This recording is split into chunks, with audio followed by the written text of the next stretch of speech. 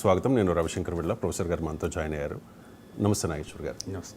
తెలుగు రాష్ట్రాల్లో ఆంధ్రప్రదేశ్ ముఖ్యమంత్రి చంద్రబాబు నాయుడు 75వ జన్మదిన వేడుకల్ని అంగరంగ వైభవంగా టీడీపీ శ్రేణులంతా జరుపుకున్న పరిస్థితి.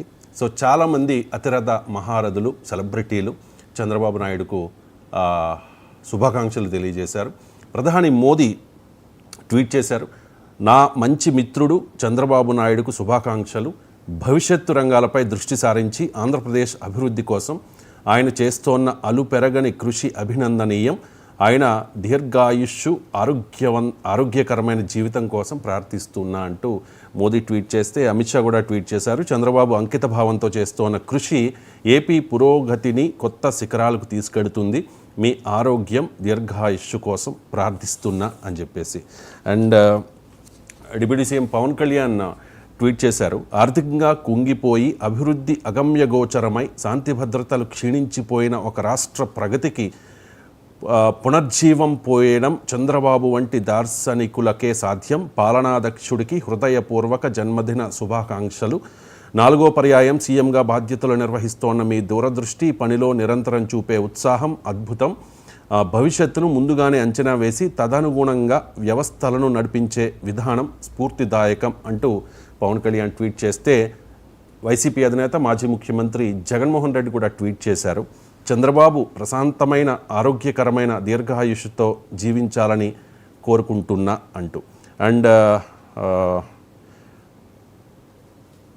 రేవంత్ రెడ్డి ట్వీట్ చేశారు, చంద్రబాబు నాయుడు ఏపీ రాష్ట్ర అభివృద్ధికి పాటుపడుతూ నిత్యం ప్రజాసేవలో నిమగ్నం అవ్వాలని, అందుకు భగవంతుడు ఆయనకు సంపూర్ణ ఆయురారోగ్యాలు ప్రసాదించాలంటూ జపాన్ పర్యటనలో ఉన్న రేవంత్ రెడ్డి కూడా ట్వీట్ చేశారు. అలాగే కేసీఆర్ కూడా నిరంతరం ప్రజాసేవకు అంకితమైన చంద్రబాబు నిండు నూరేళ్లు సుఖశాంతులతో వర్ధిల్లాలి అంటూ కేసీఆర్ ఒక ప్రకటనలో తెలియజేసిన పరిస్థితి. సో ప్రొఫెసర్ గారు, చంద్రబాబు నాయుడు జన్మదినం చాలా అంగరంగ వైభవంగా జరిగింది. గతంలో మీరు రేవంత్ రెడ్డి, తెలంగాణ ముఖ్యమంత్రి రేవంత్ రెడ్డి జన్మదినం సందర్భంగా ఆయన పొలిటికల్ సైకాలజీ మీద మాట్లాడారు.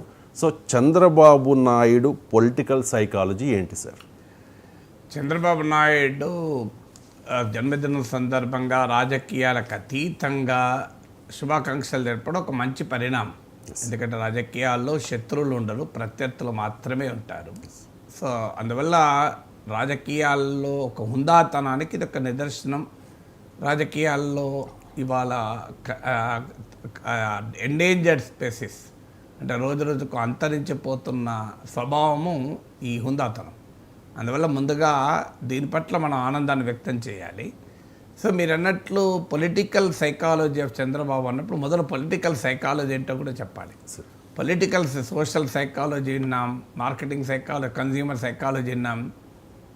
కానీ ఈ పొలిటికల్ సైకాలజీ ఏంటి అంటే సైకలాజికల్ ఫ్యాక్టర్స్, పొలిటికల్ ప్రాసెసెస్, ఈ రెండింటి మధ్య జరిగే ఇంటర్ప్లే ఏ రకంగా ఒక వ్యక్తి ఆలోచన విధానాన్ని, ప్రవర్తనను, స్వభావాన్ని ప్రభావితం చేస్తూ ఉంటాయి.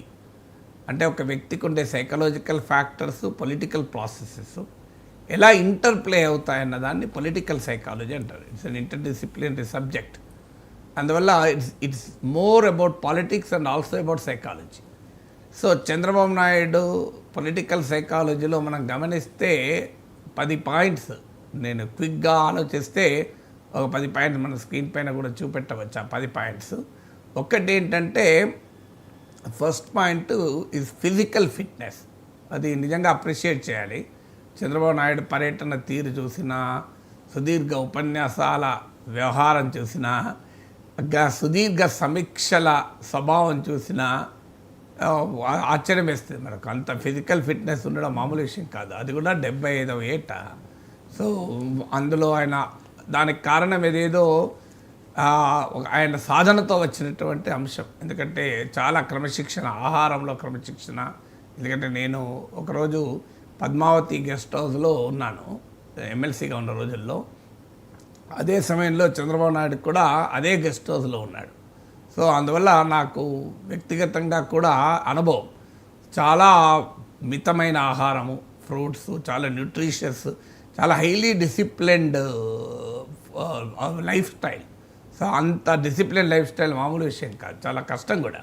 సో అందువల్ల ఆయన ఫిజికల్ ఫిట్నెస్కు ఉన్నటువంటి ప్రత్యేకత అది మొదటిగా మనం ఈ ఏజ్లో అందరికీ ఏదైనా మనం పోగొట్టుకున్నా వస్తుందేమో, కానీ ఆరోగ్యం పోగొట్టుకుంటే రాదు. పదవులు పోగొట్టుకున్నా 10 ఏళ్ళకైనా వస్తుందేమో, ఆరోగ్యం సంపద పోగొట్టుకున్నా మళ్ళీ సంపాదించుకోవచ్చేమో, ఒక క్యారెక్టర్ పోగొట్టుకుంటే మళ్ళీ రాదనుకోండి, అది వేరే విషయం. కానీ క్యారెక్టర్ మినహాయిస్తే మరీ ముఖ్యమైనది మనకి హెల్త్. నువ్వు ఏది పోగొట్టుకున్నా మళ్ళీ సంపాదించుకోవచ్చు, అవకాశాలు పోగొట్టుకున్నా మళ్ళీ వస్తాయి, మిత్రుల్ని పోగొట్టుకున్నా మళ్ళీ తెచ్చుకోవచ్చు. కానీ లైఫ్లో ఆరోగ్యం పోగొట్టుకుంటే అంత సులభం కాదు మళ్ళీ తెచ్చుకోవడం. అందువల్ల చంద్రబాబు నాయుడు నుంచి ప్రజలు నేర్చుకోవాల్సింది, మనం అందరము నేర్చుకోవాల్సింది ఇది ఫిజికల్ ఫిట్నెస్. అల్టిమేట్గా మనం ఆరోగ్యంగా ఉంటేనే ఏదైనా పని చేయగలం కదా. సో అందువల్ల చంద్రబాబు నాయుడు ముసలివాడు అంటూ ప్రత్యర్థులు మాట్లాడినప్పుడు కూడా నేను చాలా తీవ్రంగా స్పందించాను. ముసలితనం వయసుతో మాత్రమే రాదు, నీ మానసిక స్థితి నుంచి వస్తుంది, ఆరోగ్య స్థితి నుంచి వస్తుంది అని. అందువల్ల ఇవాళ కొత్త ట్రెండ్ ఏంటంటే యంగ్ ఓల్డ్ అంటున్నారు. 60 to 80 is called young old. 80 above old అంటున్నాను. నేను దీనిపైన ఒక వీడియో చేస్తే కొన్ని చాలా రోజుల క్రితం, ఇప్పుడు ఒక 10 లక్షల మంది చూశాను, నా యూట్యూబ్లో ఉంటుంది, యంగ్ ఓల్డ్ అండ్ ఓల్డ్ అని. ఇది డెమోగ్రఫీలో ఒక క్యారెక్టర్. ఎందుకంటే లైఫ్ స్టైల్ మారిపోతుంది, లైఫ్ ఎక్స్పెక్టెన్సీ, సగటు జీవితకాలం మారిపోతుంది కనుక. So is not even old అని కూడా అనకూడదు. అయినా ఓల్డ్ అనేది మన ఆరోగ్యాన్ని బట్టి ఉంటుంది. బాగా పనిచేస్తున్నప్పుడు ఓల్డ్ ఏంటి, కొంతమంది పుట్టుకతోనే వృద్ధులుగా ఉండవచ్చు. అందువల్ల మన ఫస్ట్ది ఫిజికల్ ఫిట్నెస్. రెండవది చంద్రబాబు నాయుడు ప్రత్యేకతలో సర్వైవల్ ఇన్స్టింక్ట్.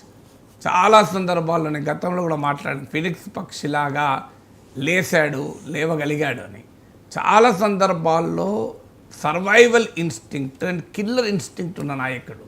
అంటే చాలా అయిపోయింది ఇక చంద్రబాబు నాయుడు రాజకీయ జీవితం, చంద్రబాబు నాయుడు ఇర్రెలెవెంట్ అనుకున్న సమయం నుంచి మళ్ళీ అద్భుతంగా లేవగలుగుతాడు. ఇప్పుడు రాజశేఖర రెడ్డి